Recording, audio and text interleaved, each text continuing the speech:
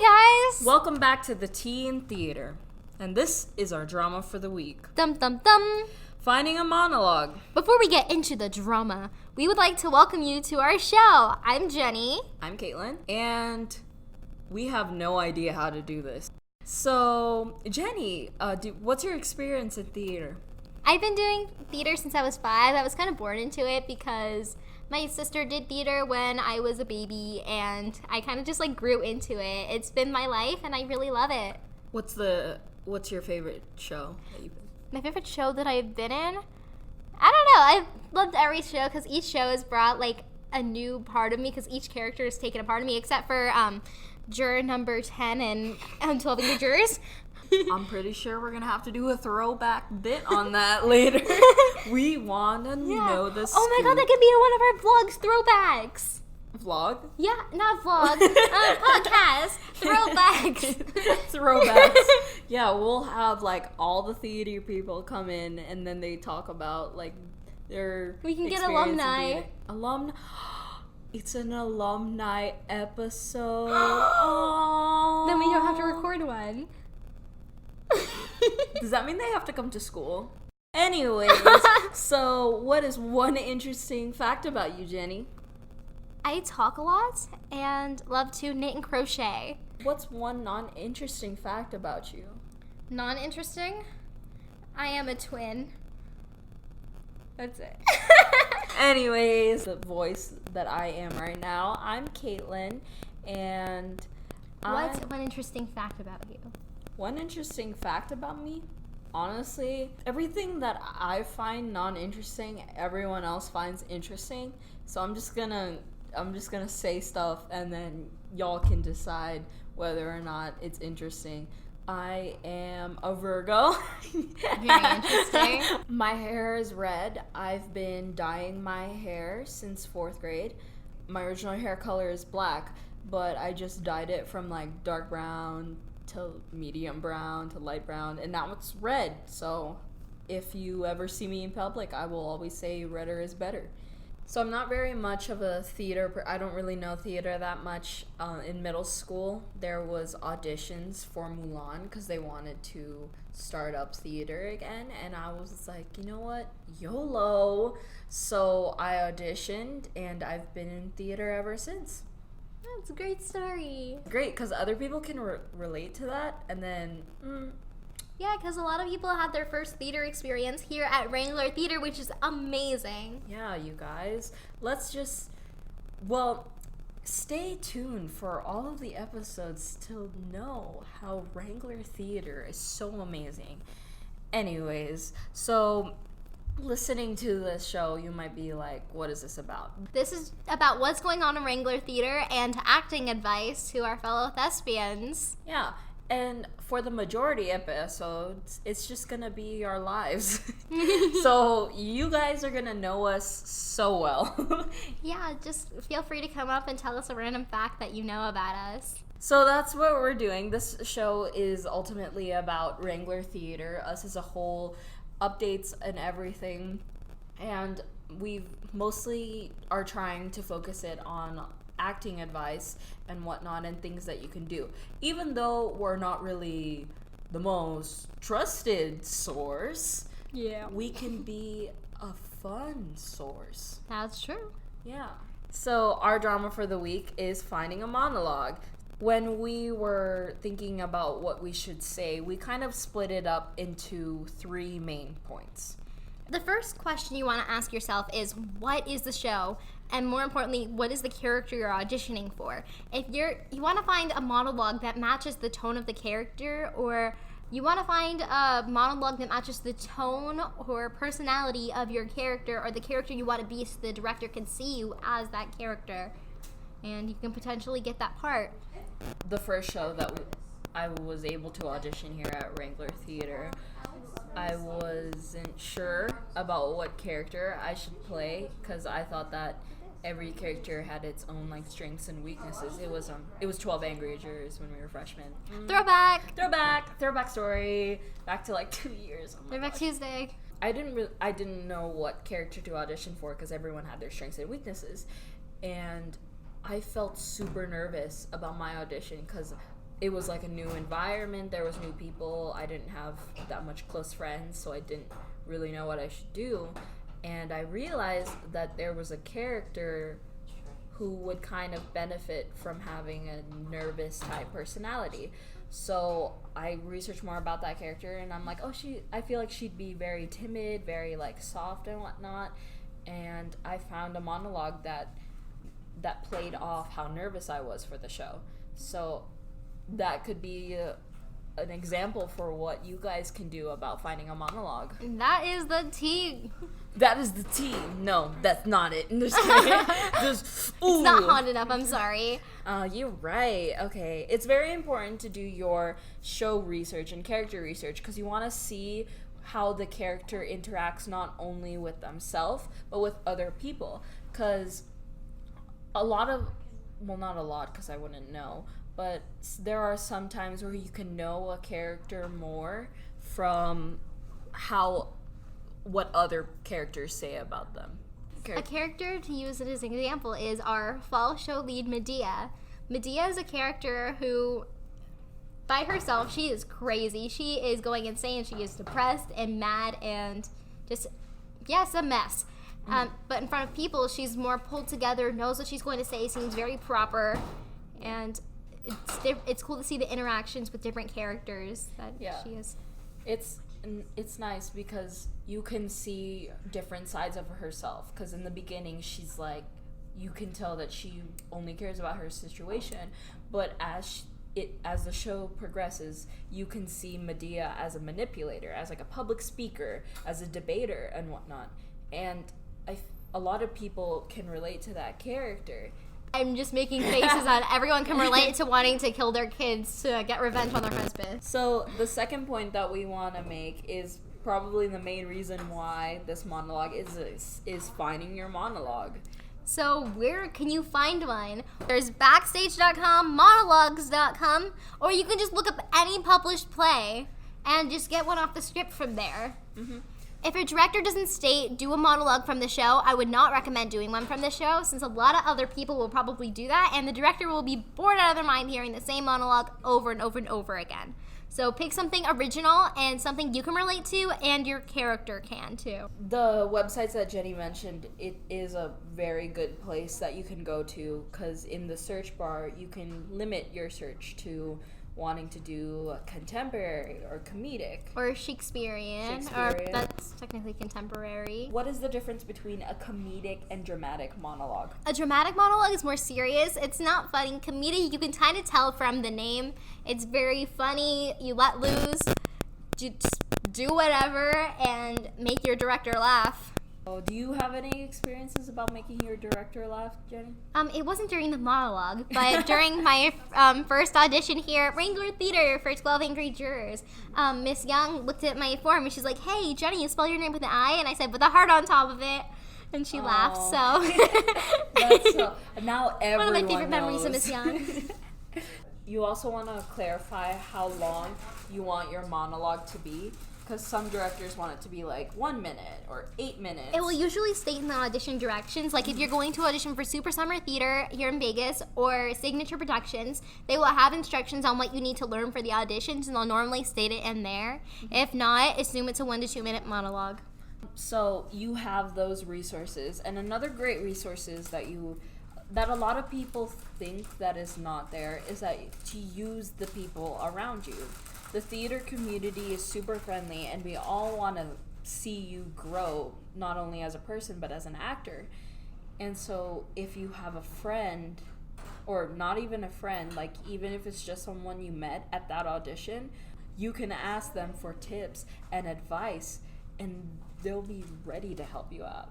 And if you're too shy to ask somebody, this is something I personally do. I will film myself doing the monologue and then tweak myself as I'm watching it. If there's something I want to change or like a movement that didn't come across as what I wanted it to be, I'll switch it up or talk slower. That's my main thing. Probably talking fast right now. As you say that very fast.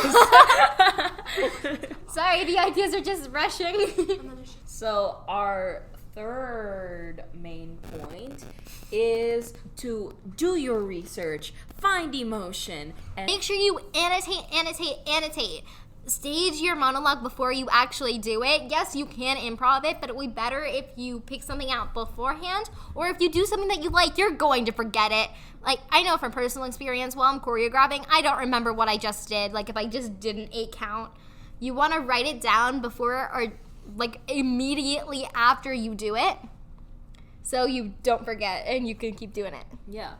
And it's very important that when you're staging your monologue is whatever that you do, whether it's walking forward, walking backward, or moving your arm, that there is a purpose behind why you're moving it. Because a lot of people, they'll just walk back and forth, and then when the director asks, why are you moving back and forth, or they could just be like, oh, my character's compelled to. My character's compelled to. What I think of it is when I'm walking back, it's because I'm like scared of something or afraid, and when I walk forward, I just have this determination to complete something, or I want to interact with this character, or don't want to. So even if it's the little things such as double blinking, like before you say it, like in silence when you say a line, or winking and whatnot, make sure that there is a reason why you are winking or double blinking. So you have that. And what I also like to do is I like to find the purpose on why they're specifically saying this word. Me being the person that I am, I try to word things in a way that expresses my emotion and feelings. What I like to do is, why'd they choose this word? If they said joyful instead of happy, what is making them joyful instead of happy? What is making them devastated instead of lost for words or anything? The writers who wrote everything specifically worded each thing so there's a reason behind the character saying that. So it's very important to know the reasoning behind what you're doing and what you're saying, because it helps you not only connect yourself to the character but be more into the character. That's basically what we feel like is beneficial for you if you guys are trying to find a monologue, auditioning, or anything. And we have some tips for practice that you can use. So we've already stated you can practice in front of people. Grab your parents or friends or siblings and do it in front of them, and get the people that will be honest with you, not just nice, honest. If you don't want to do it in front of people, you can video yourself. And one more tip is don't wait until the last minute. I can't tell you how many times I have heard horror stories about people learning their monologues minutes before their auditions and forgetting it during the audition. So you don't want to blow your chances by procrastinating. Yeah, and even if you are marking up your monologue and you have it done, if you are... Jenny, do you have stage fright? No. I have a lot of stage fright performing by myself. If I'm with other people, I don't really worry that much, but being on stage, like just standing alone, makes me feel like super nervous. And whenever I put off something last minute, even though I thought I had something memorized or I knew the blocking for something, I just forgot everything like that as soon as I stepped on stage. So it's really important to memorize your monologue to a point where you can repeat it while doing something. Or say it backwards. Don't actually, it's hard. One of the tips that I got from one of the actors in Wrangler Theater is that you don't know your lines until you remember them while doing something. So you could like pass a ball back and forth, and you can jump rope like Rick Wyndham from Legally Blonde. Oh gosh, let's not go back to that. Another flashback. Don't worry, we'll tell more stories as the series progresses. It is insanely important, even for someone who thinks that they're super good and can improvise well. It's super important to at least give yourself 2-3 days to work on your monologue before. But there is a thing on how you don't want to over practice, because a quote that I live by is, chances last for moments and regret lasts forever. With your auditions, with finding your monologue, you have this chance to practice or to not practice. but however you feel after it, whether it's regret that you didn't do enough or joy because you feel like you did your best on it, is up to you. So really this whole podcast is about choices. Snaps, that was great. Oh my gosh, no. Got deep. No, that was not deep. Let's not. Oh my gosh. Okay, anyways, so that's the end of our topic. So we wanted to end a little bit with some updates about Wrangler Theater. The event coming up the earliest is Jesters, which is going to be our improv group with a professional coach. It's going to be on September 5th from 2:30 until 4 p.m. and every Thursday after that. If you want to learn how to think on the spot, be more funny, just get out of your shell more, come to improv and try it out. What's the harm? Yeah, exactly. Improv is not only for theater people. There can be theater tech people in it, or literally anyone else. That's what I like about improv. It's very inclusive because you don't have to have a certain traits or have to do certain activities. You just have to be confident in yourself. And if that's something that you lack in, improv can really help you in that. It can help you in all aspects of life because it's thinking on the spot. So if you're in an interview or just preparing for anything. The next thing coming up is Medea, which is our fall show, which I am personally in now. Happy about that. Oh, yeah. Person number 9. Yeah, our theater class has officially auditioned and the cast list has been posted. Congratulations to everyone who's been casted. I am so proud of all of you. You guys are going to do amazing, especially our 3 girls as Medea and 3 boys as Jason. You guys are amazing and you're going to kill it. You guys have a lot to memorize, like everyone in that cast. You have blocking and stuff, and major props to you guys on doing what you gotta do. Yeah, snaps. So save the date because the show is October 10th and 11th at 6 p.m. both nights, and on the 11th at 2 p.m. for our matinee show. Tech is already hard at work and they're working really hard. Shout out to all our tech people. We love and appreciate you all and admire all the hard work you guys do. Yeah, tech is so amazing, you guys. Literally, they're the ones pulling together the shows. Not that the actors don't work hard, but the tech is doing everything to make the show happen. We'll get into more details on what Medea is next episode.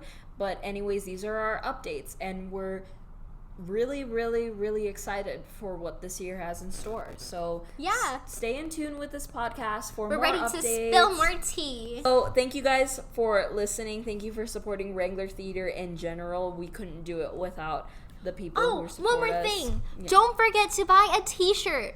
We need to sell a bunch to raise money for our musical Disaster, which you should totally audition for. Auditions are in November. It's going to be great. Yeah, we just threw a lot of information at them right now. Anyways, so we do have a t-shirt fundraiser that's going on. Save the drama for the stage. And yeah, and on the back of it is what shows we are doing for our 2019-2020 season, right? Yeah, this is the first time that we have all our shows from the season on the back of the shirt, so it's really cool. It's more personalized for this year. You can find the link on the Instagram at WCTA Drama Club and subscribe to our YouTube channel. You can just search up Wrangler Theater on YouTube and there you have it. So while we're recording, a special guest comes into our room. It's Mr. Pack. Say hi. Hi, how you doing? We're doing pretty good here. Okay, I just want to put a plug in for DECA. Imagine that. What the heck? Join DECA. Yeah, guys. What do you think of the theater program at West Tech? Oh, awesome. I've gone to all their plays last, 4 years I've been here. Wow. Big fan. Big fan.